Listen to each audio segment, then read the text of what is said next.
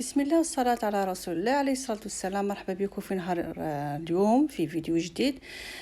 وصفة من وصفات نهار العيد بإذن الله، حلوة من أروع ما يكون بمقادير سهلة بسيطة وتقدروا لها البنات. شوفوا حلوة، يعني تقدري تخدميها اختي العزيزة، تقدري تخدميها في ساعة ما بين المبات نتاعها وخدمتها. المبات ما نهضرش، بصح خدمتها في ساعة. وش فيها كمقادير؟ فيها 3 كيلات بيان بومبي كاوكاو. كنت حمصته تحمص خفيف باك حتى اللون تاعو ما يتغيرش، مرحي تحت المتوسط.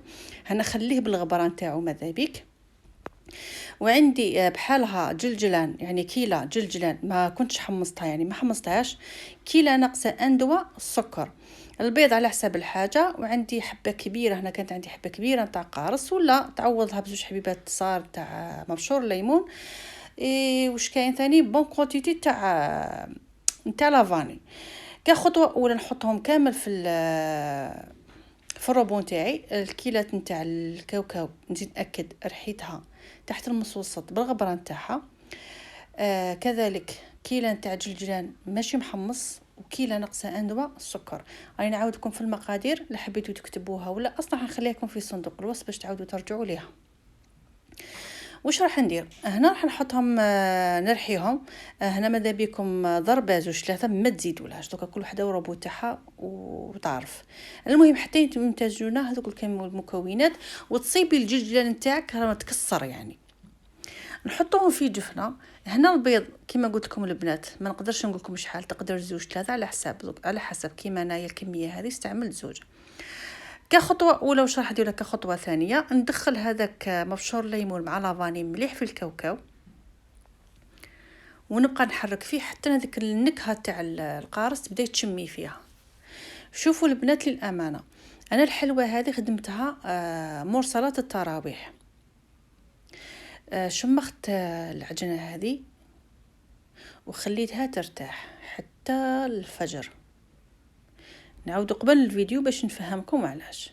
هي العجينه هذه لافاس ولا الحلوه هذه لازم تبات كل ما ولا تطول، يعني البنات تبات ولا ليسونسيال 24 ساعه باش تعسال تاعها يعني يخرج، ولا تولي لك معسله ولا معلكه. هي من الاحسن انكم تبات. سينو ديري كيما درت انايا، بعد صلاه التراويح خدمتها وخليتها حتى صلاه الفجر. صليت الفجر وعاودت وليت ليها. شوفوا هنا الكميه هذه طميتها بزوج حبات بيض، تقدر تزيد تقدر تنقص دوك على حسب. هنا حبيباتي هذه الكميه مين بارطل ما لحقتيش ارطل البنات. بعد ما طميتها شوفوا تكون طريه هكا، حطيها في كيس بلاستيكي وخليها ترتاح. بعد ما ارتاحت لي خياتي، هنا الوزن تاعها 30 غرام. ماذا بكم 30 غرام من الوزن الامثل نتاعها، ما تزيديش عليها، ما تزيدي ما تنقصي. ستفتهم درتهم في الكوشه يطيبوا. مده الطهي لا تزيد على 10 دقائق، ما تزيدش، هنا عندنا غير البيض بك اللي راح يطيب. بعد ما طابت مباشره العسل اللي ما زدتلو والو، بدون اي اضافه، لا مزهر لا مالح حتى حاجه. ندخلوهم ونخرجوهم، نحطوهم فوق هذاك الشباك يقطروا حتى نكمل كامل الكميه. هاكم تشوفوا هنا قلت لكم البنات مين بارطال. شوفوا شحال دارتي، تقريبا 30 حبه الا ما رانيش غلطه، تقريبا الا ما رانيش غلطه البنات، على وزن 30 غرام. هنا ماذا بكم دخلوهم وخرجوهم وخلوا ذاك الفائض يروح ولا يحبط. هنا كميه تاع جلجلان كنت حمصتها، نمسح مسحه خفيفه البنات، ناكد مسحه خفيفه نتاع المعجون، ونجوزها على الجلجلان اللي كنت قلت لكم حمصته. الكميه دي تاع الجلجلان 10,000. راني نحاول قدر المستطاع نعطي لكم الوزن شحال وشحال شريتها وشحال، راني نحاول قدر المستطاع. قلت لكم البنات الحلوه هذه يعني ما شاء الله شابه بزاف وبنينه ما نحكي لكمش.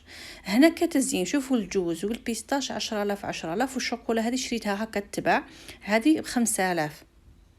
شوفوا البنات من حاجه ولا من حويجه ديري حلوه بالطبع. وانتي هذه الكميه مش حتستعمليها كامل، ولا هذا الجوز واللوز بطبيعه الحال حتستعملي غير حاجه خفيفه برك. هنا راني نشوف انا التزيين كيفاش راح يكون، وراح نختار. درت شوكولا وراح ندير الجوز وندير بيستاش، ومن بعد ظهرت لي انه الشوكولا خرجت شابه وبالجوز كذلك خرجت شابه، واستغنيت على البيستاش. والتزيين راهو ليكم، انا نعطيكم الاقتراحات وانتم شوفوا. انا هنا البيستاش صراحه ما عجبنيش الديكور تاعو. هنا لصقت هذوك الدوائر تاع الشوكولا بكميه والقطرات نتاع الشوكولا، الجوز كذلك. سينو اللي ما عندها الشوكولا دير الجلوكوز راح يشد. وكلمسه اخيره درت الورق الذهبي، يعني لمسه اخيره كانت ما شاء الله. هنا من بعد ما طلع النهار والشمس طلت البنات، راكم تشوفوا الاضاءه راهي هايله. وهذه هي اللمسه الاخيره. كذلك هذا الورق الذهبي، هذه العلبه الصغيره دير 10,000. بزاف البنات قالوا لي شيماء حاولي اعطينا الاسعار هاني نحاول قدر المستطاع. اللي نسيتها واللي تفكرتها راني نقول لكم عليها. هذه هي البنات الوصفه تاع نهار اليوم، ان شاء الله باك تعجبكم. ما تنساوش البارطاج لخياتكم. مرحبا بالبنات اللي دخلوا معنا جدد. انتظروني في وصفه جديده باذن الله من وصفات شيماء التي تحبكم في الله. نتمنى لكم الخير، نتلاقى في ساعات الخير. دمتم اوفياء. سلام سلام.